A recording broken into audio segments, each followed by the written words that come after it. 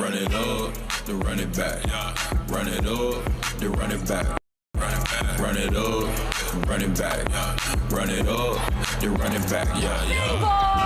Happy Thursday, ladies and gentlemen. That's not on the teleprompter. Oh, I know. Well, we don't have a teleprompter. little fun fact. This is Run It Back. Michelle, Chandler, George, and Lou on the end. He's back. How you doing, buddy? I'm doing good. Good to see y'all. He goes to Iowa one time. He says howdy. There we go. He's a changed man. It's a different man. Man, okay, we have a game to talk about. Holy moly. Aren't sports fun? This had everything. Upsets, happiness, clapping, crying. Let's go. Pacers stun the Knicks. Game 1 at the Garden, 138-135. OT, Halliburton with 31 heroic moments. Neesmith, come on down. That was one of the greatest things I've ever seen. Brunson finished with 43, Cat with 35, but the gods of basketball gave us something really special last night. The comeback from being down 17 in the fourth quarter, down 9 with 51 seconds left. Can we agree, we'll start with you, this is the best game of the playoffs so far? Yeah, this is one of the best games I've ever seen. Like, this was insane. It gave us a little bit of everything. Got a new camera over here. I was so ready to come in here and talk about how the Knicks were so good without Brunson when he got in foul trouble, and then Aaron Neesmith just goes absolute bananas. This wouldn't even have been possible without him catching absolute fire, hitting those 5 threes. 8 of 9. Also, a lot of mental lapses defensively from the Knicks. Like, they didn't switch up. They're tripping, they're falling. They don't put a guy on the ball in the OB top, which should have been an and one. So as good as, you know, the Pacers stuck with it and showed resiliency, man, the Knicks just smoked this with making mistake after mistake defensively, and then not taking care of the ball. They had bad turnovers. They didn't make their free throws. Like, everything bad that could have happened, and everything we thought was going to happen didn't happen. This was an unbelievable game, so much fun. The toe on the line was ridiculous. Like, the celebration, everything about it was just pure gold. I just want to know, does Rick Carlisle like only practice end of games, like down 11? Because this is who the Pacers are, right? First round against Milwaukee, then against Cleveland, and now against New York. Like, this is remarkable. Like, this game had you at the edge of your seat the whole time. And then speaking of the fourth quarter, I was like, oh, this game is over. And then I'm like, oh my God, it's going into overtime. And then they end up winning. This one is one for the ages, for sure. I damn near turned it off. No, I had to apologize to neighbors. I was screaming. I was like, I don't even have a team in this, but this is everything you want as a sports fan in general. Like, it had all the drama you could possibly have.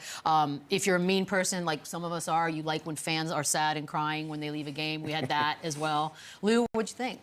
I thought it was a great game. I thought the atmosphere was fun. Had fireworks. Listen, these guys made shot at, well, listen, 2 guys made shot Two at guys shot. did. Neesmith and Holly threw in 1 out of the 5 or the 6 that he made. But, you know, that's what you need. You can go to other guys that can help you win a basketball game, and your closers are going to close. Those guys are going to bring you to the finish line. That's what you like to see in your team if you're Indiana. The Knicks are going to have to figure it out from there. This is a game that they truly smoked. You know, a lot of times, you know, we say, well, did they choke or did they give it away? No, this was a choke job. Yeah. You know, you make your free throws. We're having a different conversation today. They didn't finish their breakfast, and Indiana was able to get a big win from it. Well, Lou, I want to stay with you because you are our Indiana guy. And you can pick any stat you want. There's a plethora of them. The analytics on this one were basically all Knicks as this game went on, and then they failed not once but twice. Twice. What do you think about that? Again, you don't, listen, I'm a fan of not giving away anything. So that's always been an argument for me. You know, do you foul? Do you do this and that? Here's the thing with me. If I'm up 3, I've did the work already. I can get another stop, right? And even if you look at this one, these guys start fouling with 13.9 on the clock. You know, that's closer to 14 seconds than 13 seconds. And so when you put yourself in that position, I'm thinking, well, this is a 3-possession game if you're going to start fouling at 14. This puts pressure on the New York Knicks to make free throws. What happens? OG walks up to the line, he makes 1 of 2. Cat walks up to the line, makes 1 of 2. That puts them in a position to even make this possible. Now you got 7 seconds with Holly with the ball going down the court. You know, you just put yourself in a lot of different positions when you do this foul thing. So last night it worked out, and then we saw them go down on a defensive end, not foul. New York misses 2 threes in a row. I don't know. Analytics are all over the place. I've never been a fan of donating 2 free throws because, again, that puts me in a position where the pressure is on me to win a basketball game, and it backfired on the New York Knicks last night. So I look like a genius again. I'll tell you this: like a genius, foul or don't foul, that's I think that's up to the coach or whatever his philosophy is. But you have to save a challenge. I think is That's what big. coaches are. The fact that they use it early on just like a possession is so silly to me because that one play with OG and Siakam there. That is the game. If they don't have a challenge left, they stick with the ball. Pacers don't get the ball back. That was That's big. quite possibly the game. So I think moving forward, it's pretty obvious. But the coaches have to at least save a challenge for something like that. That is such a big monumental point of the game. I am shocked when that doesn't You use it happen. early to like save like Jalen Brunson's 4th foul or something like that. That makes sense. But when they do it on like the second play of the I don't game get for that. like a jump ball, I'm like, what are we doing? Because you know what it is? Every single play that doesn't go a player's way, he's running over there and, Every I told you. and he's doing this. And as a coach, you kind of have to, he's a glitching. As a coach, you have to stand in solidarity with your players sometimes, especially if it's your star player's running over there doing this, you got to take a look at it. And that's what puts some of these coaches in the trick bag. Every single play, guys want it to be reviewed. It's okay. Every play is not going to go your way. The referees aren't perfect, especially if these aren't game-changing plays early on. Let it go and keep playing.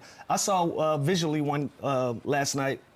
Carlisle's literally telling his guys, play basketball, get back, because they're all standing there doing this as the Knicks are taking the basketball out. Like, we got to get that part out of it. But again, when Nembhard did it because it went off Brunson, and he was right. that was big. So he was right. But I and agree the with Chandler. game, You keep one in You your have pocket. to save one. But again, like Lou said, if I'm Rick Carlisle and Halliburton, my main guy is telling me to take a look at it, like it's hard for me not to trust the guy that I trust with the ball in his hand. And we all and we lie.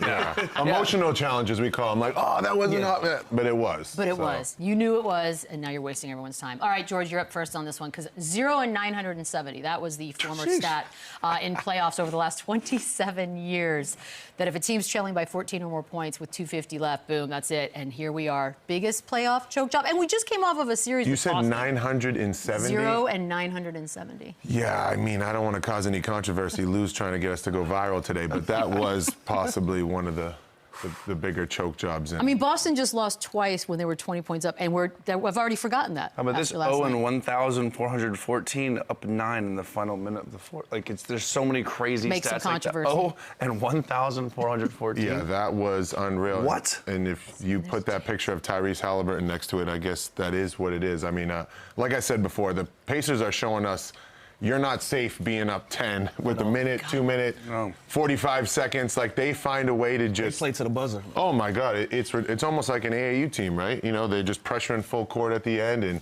you better know what you're doing at the end of the game to seal the game because they are confident. And they don't go down. for ties. No. Like Holly, they go give for him the credit. jugular. He could have shot that mid-range. Big kahunas running back trying to get behind the three. I said to my cousin Vic last night, I said he was an inch away from being a legend. Dude.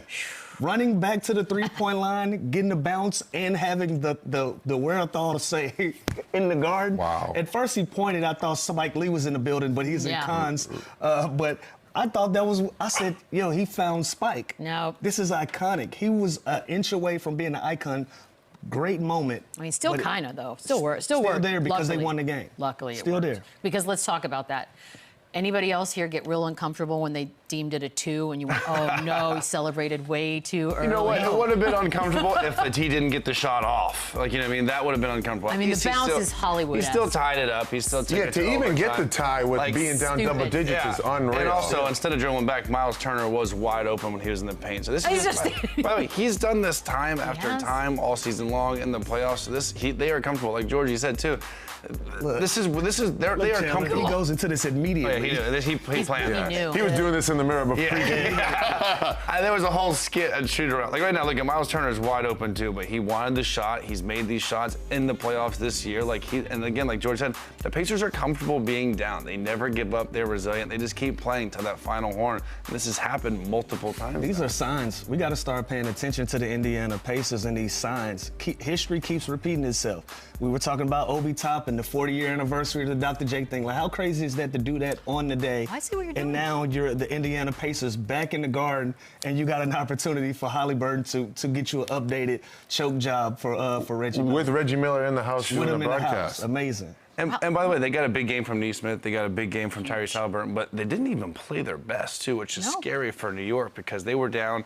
They did a lot of mental lapses, too, defensively, not switching, not blitzing Jalen Brunson, let Jalen Brunson kind of do what he wanted to do all game long. So they have so many things that they can clean up and be better, and still to be up 1-0 is unbelievable. Oh, yeah. I think Reggie Miller said it because they were swarming with the final minutes as this thing winds down. And he's like, where was this for the first 40 minutes of the game? Like, it felt panic. Well, they were trading baskets. Yeah. And this team, they got to get stops and they got to be able to run out. They love to play in the transition. They gotta have easy baskets, and they were just trading baskets. They couldn't get stops. You know, even after the first quarter, it's 34-35. In order for them to be successful against New York, they got to be able to run. If you're going to get into a match where you're going to play half-court basketball, it's going to sway New York's way. Last 2 minutes of the game, Neesmith, he starts to heat up. Now you get an opportunity to kind of play the style of basketball you want to play. And they had some luck on their side again. Guys smoked two out of 4 free throws at the end to give them a shot. Well, fun part is John Haliburton, who got a monster shout out from Charles Barkley, who pleads with Adam Silver to let him back in. There he is. He was having a time last night, guys.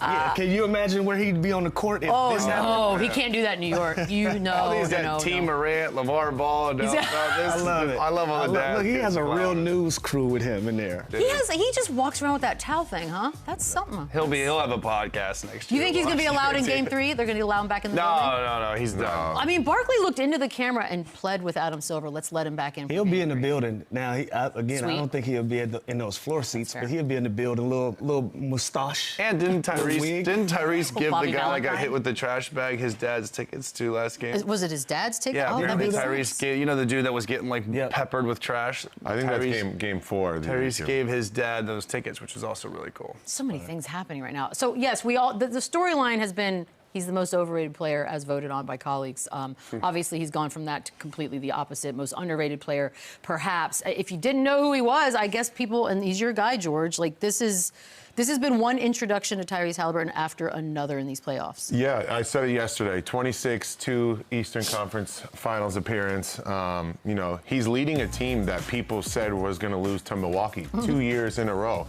And I think he's just instrumental in this team's success, right? He makes pretty much the perfect play every time down. Sure, Chandler was talking about he doesn't get you 50, he doesn't do this, but he wins. And at the end of the day, I think that's the only thing that really matters. Yeah, 100%. And he's a perfect guard for a Rick Carlisle offense, up and down, a lot of pick and roll, a lot of two-man action. And again, there's nothing wrong with being like a pure point guard. There's nothing. We just look across the league and everybody, all these point guards are such dynamic, elite scorers where we expect the Kyries and the Dame to 40, 50-point games. That's not necessarily Tyrese Haliburton's game. He's a pure pass-first guy that makes everyone around him better, doesn't turn the ball over, and he's usually very efficient, and that usually translates to winning basketball. So again, not many people thought the Patriots were going to be here, and they are here because of that dude. But he makes big shots, Lou. We got to admit that. Tyrese Haliburton makes really big Makes big shots. Makes big shots. Listen, and I was wrong about Indiana for lack of watching them this season. But now that they're on this main stage, this is a really entertaining basketball team, and they can beat you in a lot of different ways. And when you got a guy that knows how to close games, not afraid of the big shots, not afraid of the big moment in Holly, you're going to have an opportunity to win any game, as you can see. You're never safe with Indiana. And by the way, they're balanced. Their bench has been great. Obi Toppin, I feel like, has taken that next level of his finishing. And he's used to just be kind of a freak athlete, right? Yeah. Now he's playing through the post. Now he's getting guys involved. He's making shots.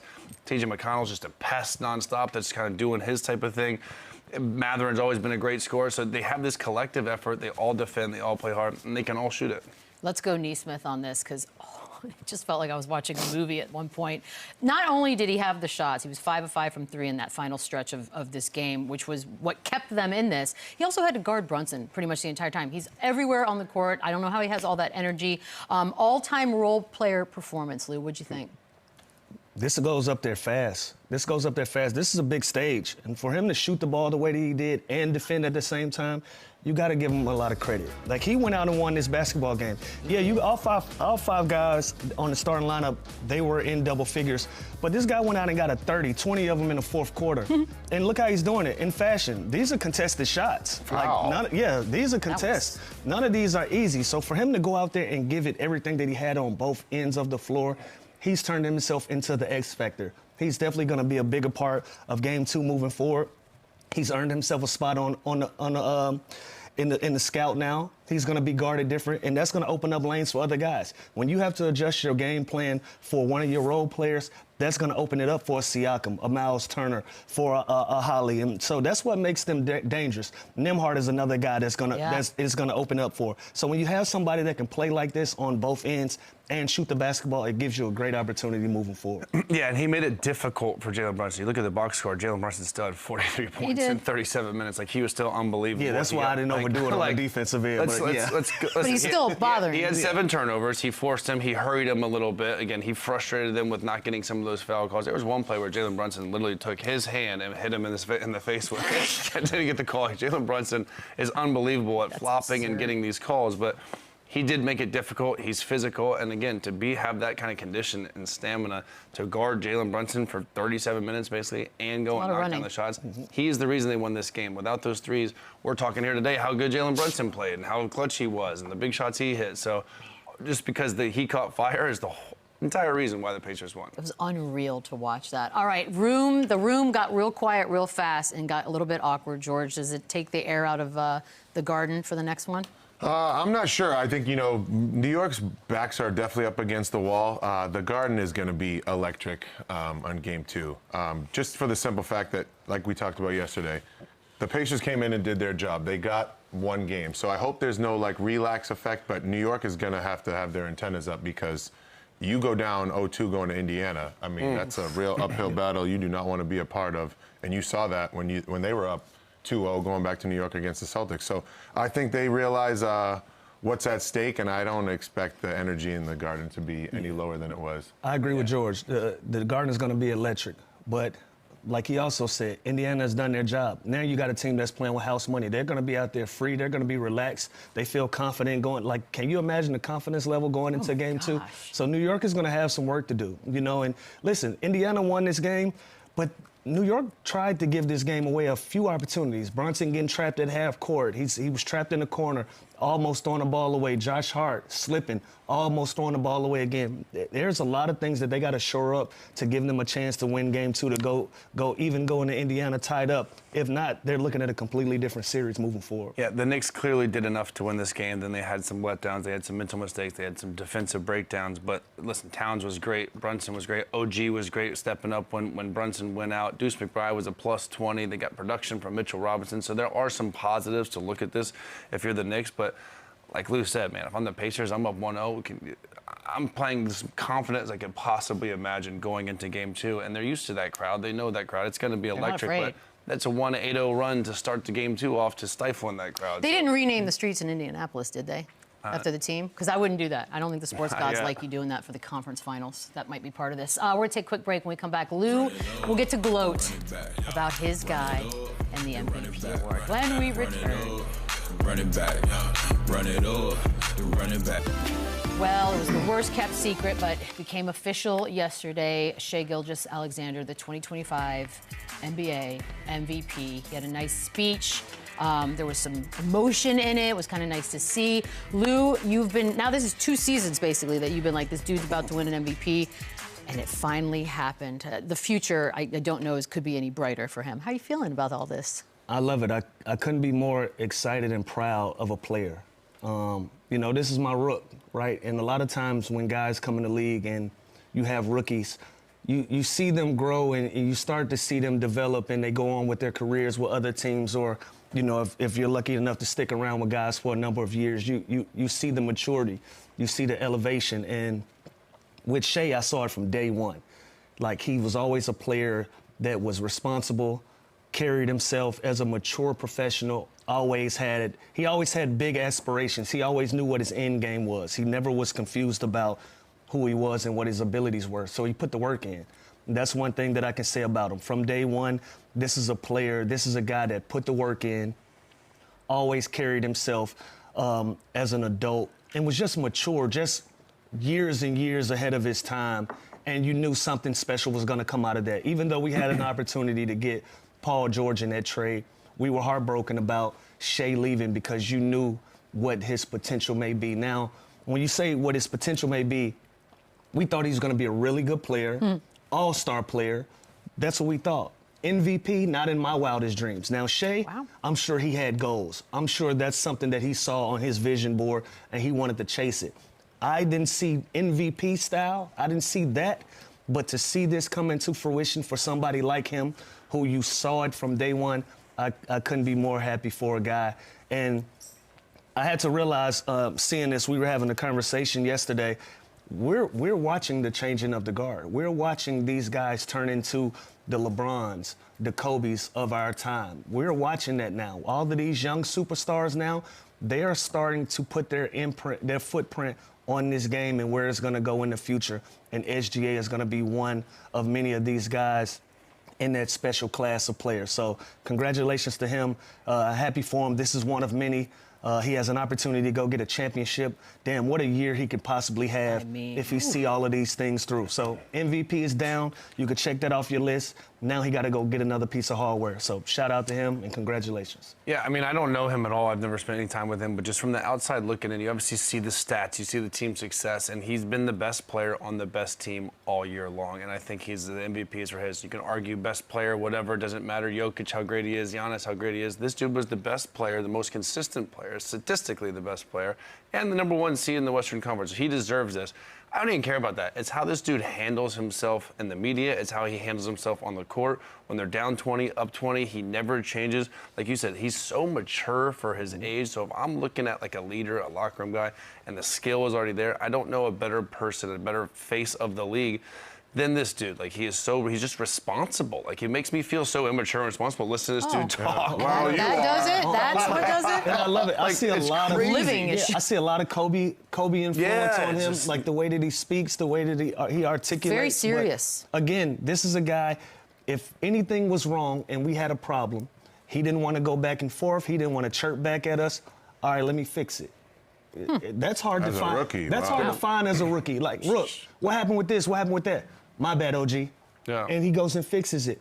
That is, in order for you to be a great leader, you got to learn how to follow first. And Shai was one of those guys. He understood, these are my OGs. I'm going to follow these guys' lead. And now that he's that guy, you can see his personality all over the way that this team carries themselves. They do the interviews together. You never see these guys going back and forth in a negative way. They're enjoying the moment. They're in the moment. And I think a lot of that is because of his temperament and his personality. And your guys' leadership clearly carried over, because think about what he does with the interviews. Think about him buying the whole team Rolex. I was going to say, how come no one here's done that? What about the people that defended him? technically, Anybody won we're the MVP? I'm not the leader. I'm not the is? leader. No one's won MVP up here yet. We're in trouble. We're in trouble. Fearless leader. I was gonna give you on the sweep, but they didn't sweep him. Shut up. That's a bet. That's not a gift. It's not the same thing. No, but he's very. Let me ask you this, George. You're in it. You still have to play against him. Have you seen a noticeable change, an evolution in his game? You know, I think when he popped up on the scene, you know, he was obviously super talented, right? And then he went through those tough years where they were trying to lose. He was kind of like a really good player.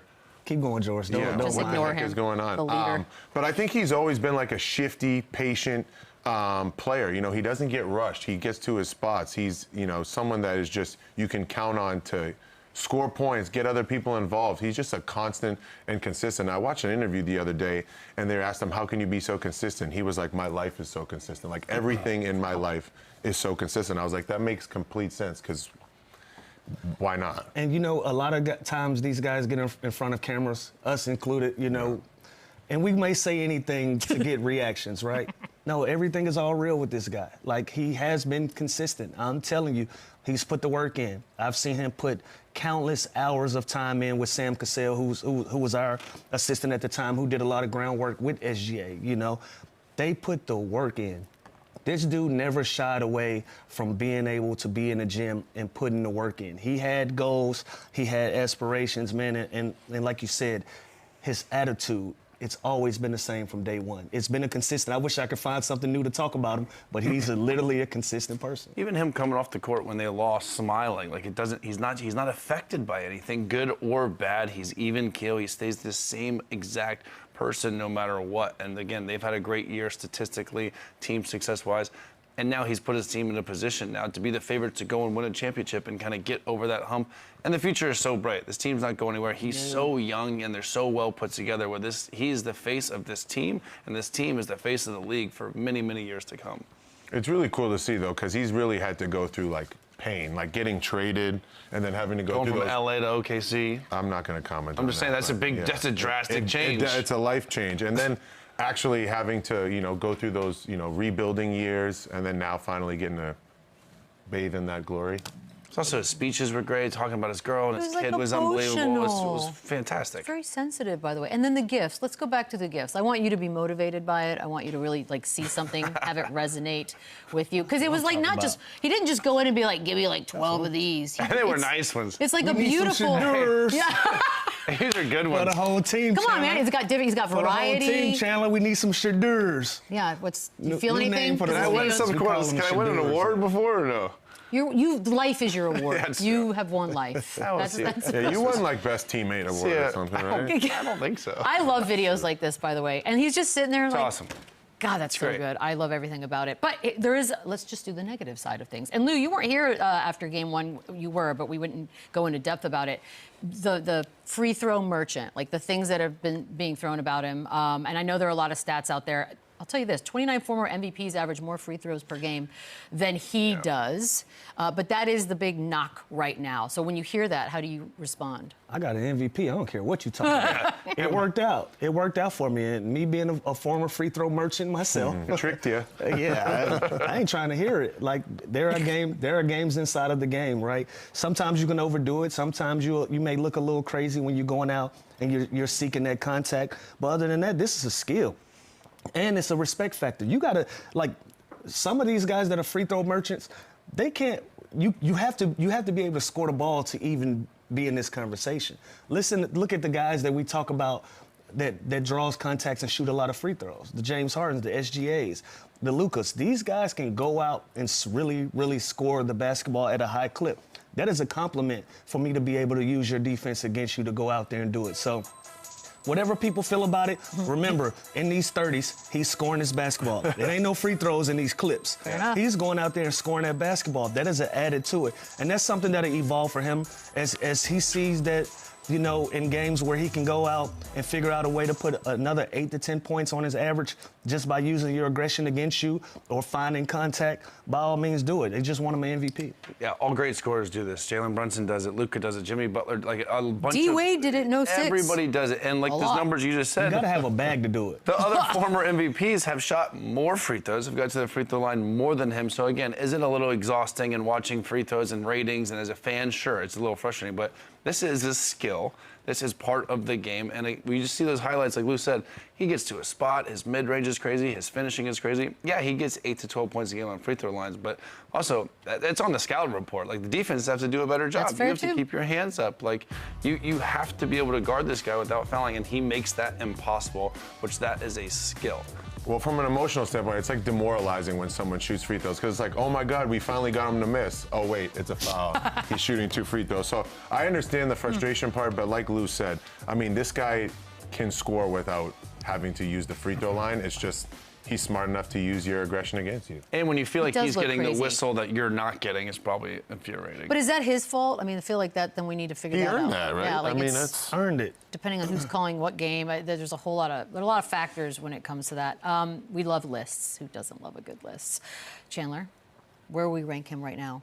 SGA? Players in this league. I mean, it's hard to put him number 1 after the MVP, but I got him number 2. I think Jokic is the greatest player in the world. I think that is clear. Again, he's not the best player on the best team, but if I'm ranking players... But he's most necessary to his team. If I'm ranking players going into next season, it's Jokic 1, SGA 2. And I don't even think that's I think 1 and 2 is more of a debate than 2 and 3. Yeah. No shame in my game. I got clear bias. He's the best player in the league.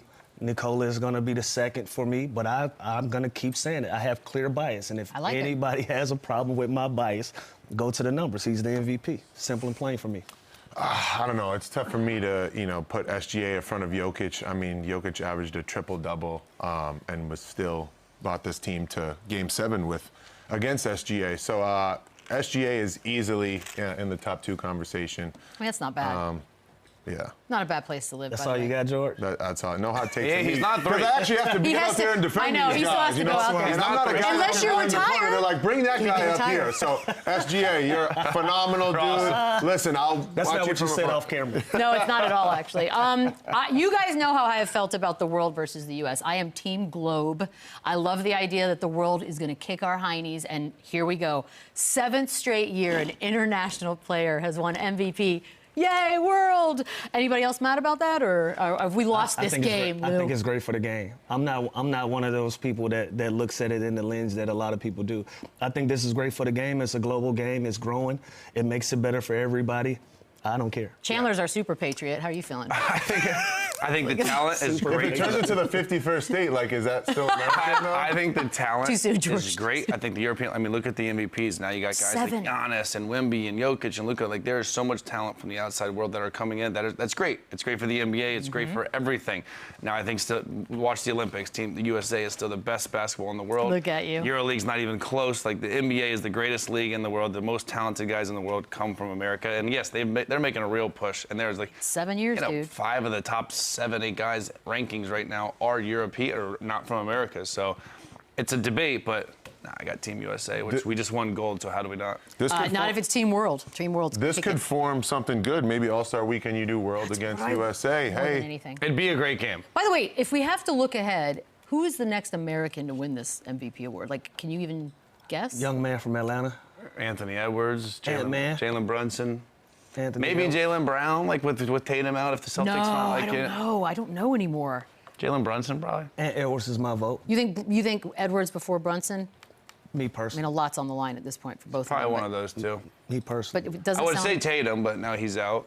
Yeah, no, you're right, because he's usually in that top 3 But conversation. it'll be one of the two guys. I think it'll be either Brunson or Edwards. But, you know, Ant-Man will get my vote. Yeah, because both those teams are not going anywhere right but that gets tough because SGA just won his first one, and it doesn't look like he's slowing down. That's true. We might just be in a and they're also Jokic. going to be really good. exactly, We might be so- watching a great rivalry spawn right now with Because the Thunder are going to be a top 2 or 3 seed for the next foreseeable future. You know what I mean? Can I ask you a question? Yeah. All kidding aside, Yeah. if it really was Team World versus Team USA, like if we got our wishes for the All-Star game, how do you feel? How confident are This you? guy is full-blown American. Oh, he's It's wearing tough, underpants that have flames. It's tough though. If you Underpants? think of like the world, first of all, do we get Joel?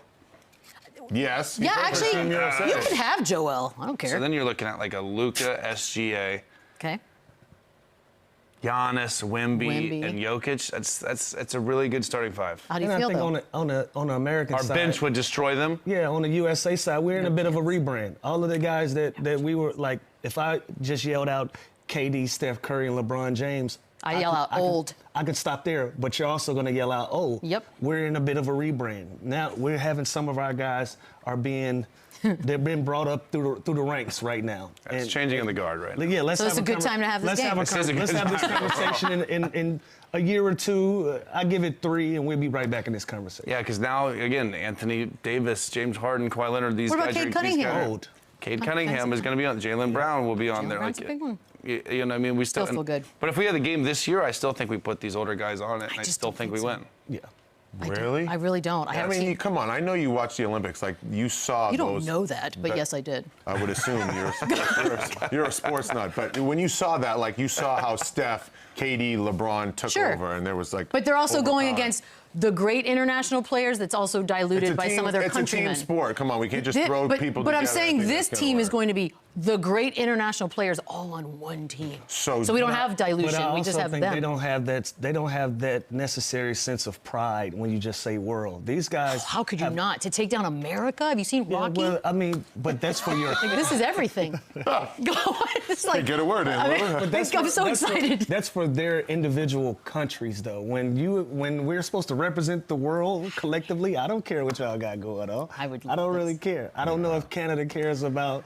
Canada Slovenia. cares right now. I do think Canada it would be cares. the most competitive, like All-Star Weekend situation that we could build, where it is those names we just named against the Americans. But gosh. again, I don't know how hard are they going to compete. Like, are they going to really care? Like, you know what I wouldn't mind Yes. seeing it though. It would be the try greatest. it. I mean, it's better We're trying than everything else. It's better than the product we're putting out there now. Yeah, we're especially trying All-Star everything Weekend. else. It's my biggest hope and dream, honestly. Like, I just want to see it once to see what it looks like, especially now that everybody's so great internationally. All right, we're going to take a quick break.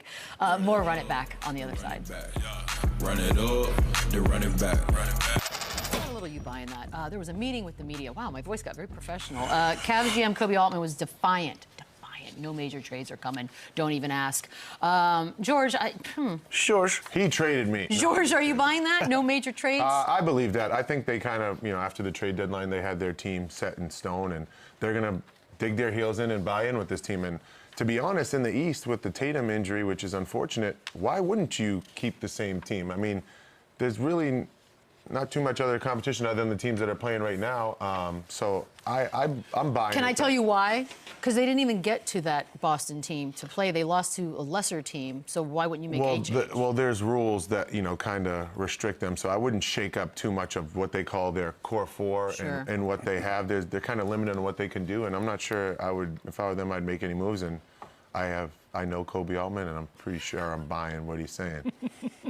Yeah, I'm with him. And I think me and Lou even talked about this in another segment. Like, they're right there. They had a great regular season. They didn't pan out the way that we thought they would in the playoffs.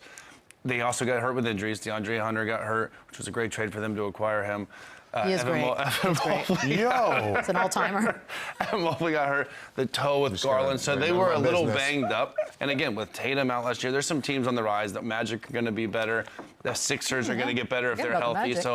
But they're right there. They're in the hunt. If they just stay put going into next season, they are contenders that come out of the East. So why would you switch that up? Yeah, just say that. You don't have to say the first thing. I saw an opportunity. He needs therapy. There's got to be some therapy happening in this. Lou, I'm going to want you to be first on this next one, okay? Bill Simmons, he says, and I can't believe we're here now, Austin Reaves is now touchable. Remember when he wasn't? He's as good as gone this offseason. Bill Plaschke of Lakers beat writing fame says that they need to trade him to upgrade at center. Are you buying that Reaves out, center in? Yeah, if that gives them a chance to go get somebody that can really swing the Lakers back into a competitive place, by all means, they're going to take their chances, right? And it's going to cost something to do it. And Austin Reaves has a lot of value. Now that, he's played at a high level. Now a lot of teams are going to want to acquire you. So if they're going to have any opportunity to compete, the small ball worked, but it didn't work in the postseason. And we saw that. They need to go get somebody. What was my man named? Mark Williams. Yep. That trade didn't go through. Tried the Dome Connect route. Now you got to go somewhere else. You got to go somewhere else and find some value. So I don't know who's out there on the market, but they definitely do need to upgrade in that level, in that area. And if it's going to be anybody, it's probably going to be Austin Reaves if they're going to go get anybody of quality that can patch that up for them. Which is unfortunate because again, now you have Luka. You don't really need what Austin Reaves brings to the table. You have the alpha in that category. You don't necessarily need the second best option there. You're going to go and upgrade. And he's the guy that teams would want, right? Like, if I'm Sacramento and I'm shopping a Sabonis, I want Austin Reaves. Like, if I'm a Dallas with Gafford or Nick Claxton in Brooklyn, those are kind of the names you keep hearing, Vucevic, someone like that. Those teams are going to want Austin Reaves. They're not going to want Dalton Connect. They're not going to want those other guys. They want him. And he did prove that he can play with Luka, so I don't think it's the worst thing, him coming back, because his numbers actually went up after the Luka trade, which was crazy to me. But yeah, we know. But do you feel like he's kind of caught up with what I just said? Like, well, we got Luka now. 100%. Now it's like Luka's got the keys. Why do we need two of them? Like, you know what I mean? Two of them. That was. I'm just saying, like, why do we need two primary ball handlers? Two what? You say it in a way that sounds so wrong. Man, it's a very fickle game, this basketball. So reports are saying that the Sixers could target KD or Lauri Markkanen, or the trade package that would include Paul George and a third-round pick. All right, third pick, smart move. Paul George, is that enough? What are we thinking, Chandler? I do. I like it, and I love Paul George. I think his numbers obviously took a hit last year, but I think if he's fully healthy, he can still be productive. You look at that roster with Tyrese Maxey, if Joel Embiid, like Daryl Morey said, if he comes back, he's great. Jared McCain's going to come back, who was a runaway rookie of the year. Like, they have something to look forward to. That third pick, whether it's Ace Bailey or Harper, whoever they're going to take, is going to be high value in such a top-loaded draft. So I do. I like that. I think they need to switch up something, but I also think they're a team like Cleveland, or if they just stay put, and they're healthy, and they add an Ace Bailey, this team just automatically gets better by simply adding him and being healthy. It's a big if. Yeah, I don't think you need to shake anything up over there. I think they need to see this thing through. I think they've shaken it up enough. You know what I mean? Like, you have Paul George come in. Like, let's see this through. I mean, they didn't have. How many games did they have where they were healthy? So I definitely want to. Handful. Yeah. They also got Quentin Grimes for like nothing, like who was a baller for them. Like, they have pieces. They need to see this through. I don't think they need to be. You guys are very patient. You're more patient than fans are. Fans are like, no. Well, the West is stacked too. The East, like, they have enough. Aren't they thinking right now we have enough to go in and compete? And we've gotten into this place. If the season doesn't go our way, let's trade somebody. Like, true. That's not necessarily what. Sometimes you got to step back, see what. Culture. Yeah, see what you did wrong. See in some areas, can you clean it up? Can you go get a piece here or there? But we've gotten into this instant gratification world where. Listen, it's not a lot of Paul Georges just laying around. Look at the names that are being brought up in these conversations. So if you can't land a LAURI or a KD, you're not just going to let them go for lack of anything else because you were disappointed with how the season go. At some point, you got to start filling these things out. The difference with Philly and Cleveland are Philly is older and Philly has big-time injuries. You know what I mean? Like, if Cleveland was banged up this year, but we're talking about Joel Embiid. We don't know if he's going to ever be that MVP Joel Embiid again. Do you think he is? But if he is... In your heart of hearts. If he is, this team's a monster, and I literally could have them possibly coming out of the East. They could be that good if they are fully loaded and healthy. It's just a big if. Cleveland is in a better situation because, first of all, they're younger and they haven't had those type of injuries before. I want to see it. I want to see Joel Embiid have another remarkable season. I want to see PG have another remarkable season. I want them to do it together because, again, we keep talking about it. It's a changing of the guard. A lot of these guys are creating separation in how we speak about some of these players, you know? Which is why if I'm a team, I'm watching all these young guys come up and I'm like, am I going to really put all my eggs in a basket of a guy who might be healthy? And which, again, it's not a lot of those type of guys laying around. So if healthy, they both give you a really, really good opportunity to win a bunch of basketball games. I think I'm cynical, Lou. Huge if. We throw a little tequila in there or something. There it is. Yeah. But again, those are some name brand guys, and if they can get healthy, you got to give yourself another opportunity to put them back on the floor and see what they do. I think Lou's going to be a GM one day. Just sign me. Do you want to be a GM? Yeah. Okay, well, look at that. I've learned to stop saying no in public to certain things. Well, we just manifested that. Oh, I can't wait for you to do that, buddy. It's going to be really good for you. According to Jake Fisher, the Kings, this could be an interesting team to watch, are expected to explore potential trade options for DeMar DeRozan. George, you buying that? Yeah, I'm buying that. You are? Yeah, I mean, I think they tried to, make stuff happen at the trade deadline, and it didn't work. And when things don't work, like, you didn't reach the playoffs. So I think they're definitely going to be dialed in to moving, and it's unfortunate. I thought DeMar DeRozan was a solid piece for them, but they even brought Zach LaVine in to help, and that didn't work. So unfortunately, that is kind of the nature of the business, but I don't know if it's going to be him. It could be other pieces, but I see them making moves. Yeah, I think everyone's on the table in this team. Everybody. I think everyone, and again, I don't think they need to panic. They have good talent. They have pieces. Malik Monk going out during that play-in, I think that really hurt because of what he provides for this team, but I wouldn't be surprised if they shop everybody going into the summer. I mean, if you're going to rebuild, I guess, right? Just tear it all down. Lou, the Ringer's Logan Murdoch said that Derrick White is a name to watch for the Warriors this offseason. Okay, there you go. You buying that? I like this a lot. He fits their style. He can shoot the basketball. He's going to be able to defend. He's tough.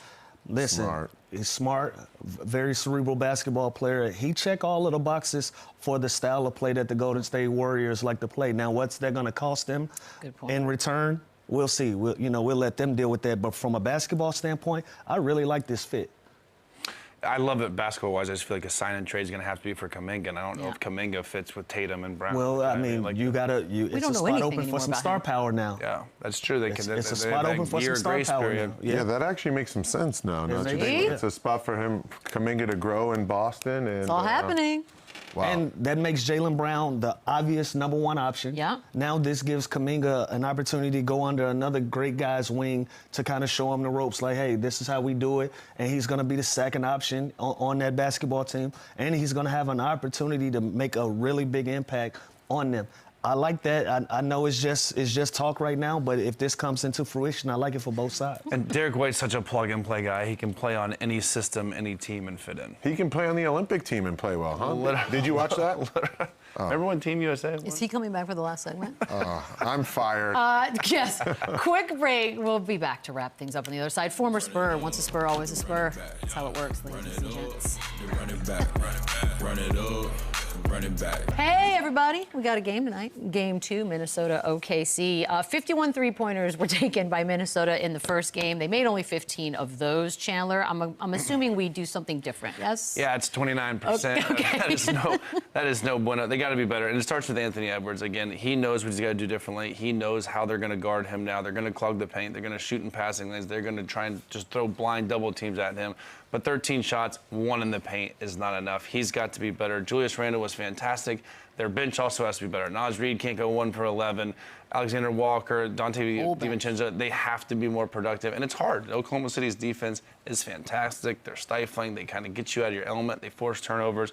But Anthony Edwards, off rip, I want to see him get downhill and get to the free throw line. But I don't want them to change who they are. Like, Minnesota was, what was it, 5th in three-point makes and attempts and 4th in three-point percentage. Like, sure, they were missing shots, and should they change it up? No, but I think they should stick to who they are, and those guys are going to make shots. I don't see Naz Reid going 1 for 11 off the bench. I expect him to have a big game. I expect Julius to continue to implement his power to this series, and then Anthony Edwards obviously going to take more than 13 shots. I feel like they got to be more efficient to even have a chance to win this game. You know, for this series to even be competitive, they got to be efficient. They got to cut turnovers down. 17 turnovers in the first game, and you know OKC is going to make you pay every single time that you turn the ball over.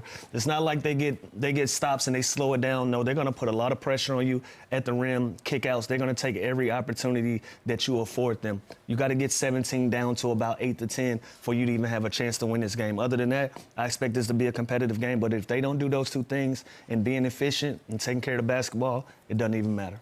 What about Ant Edwards? What do you want to see out of him tonight? More of the same. More of the same. And again, I just want him to be efficient. I think he played a good game in game 1. I think he can be efficient and he can use, you know, his ability to get to the rim more and more. You know, as you can see that one play that he almost brought the house down trying to dunk on, I forget who it was, but if you can get that Ant Edwards to get everybody to play on their heels, to give you more room to play the game in the mid-range and to shoot more threes, I think it'll be fine. Yeah, I think he needs to go try and put his head on the rim every time down that he's driving to the lane, because OKC is known for taking away the paint. So if he can just apply pressure, he's going to kick out to guys that are going to be wide open. And those guys need to make shots tonight. But I think it all starts with him putting pressure on the rim. And again, you see the other guy on the other side, SGA, getting 14 free throws. Again, don't change your game, do what you do, but create contact, be physical. You are one of the more physical, athletic guards that is in the NBA. So I think he can definitely implement his will and his power more and do it early. You got to get off to a good start, which they did last game. And something else to look at. From an optic standpoint, him and Julius Randle, whether they're nicked up or not, they got to stay out of the tunnel. Like, because if I see that, that's telling me something is wrong. Either they're tired, well, his ankle gets or their ankle every time. Yeah, again, every game. It's just optics. It's just optics. But he has to go back there and do whatever they do, the Magic, right? Wait to halftime. Bionicle shot. Yeah, wait to halftime. Really? But again, we keep getting these cutaway shots from these guys being in the tunnel, walking to the locker room, or just being back there, getting a breather, whatever. You gotta stand strong and stay out of that tunnel. Because if I'm watching it as an opponent, I see that something is wrong down there. Quick picks, starting with Lou. We have 30 seconds. Did you say quick pick? Quick picks. Whoa. For the game. What? I like OKC tonight. OKC, 1. I'm going Minnesota. Their bench is going to make it happen. 1 and Are 1. we going for the game or the cover? The game. No, Here you go. Thunder win, Timberwolves cover. Okay, you just had to add it even after you asked to plus clarify. 7.5. I think they Add adjust. something that nobody asked. Nobody asked. For the gamblers Nobody out cared. there. Yeah, well, that's him. All right, we'll see you guys tomorrow. Enjoy the game tonight. I guess we're on FanDuel. It's a gambling site. Run it back, run it up, then run it back, yeah.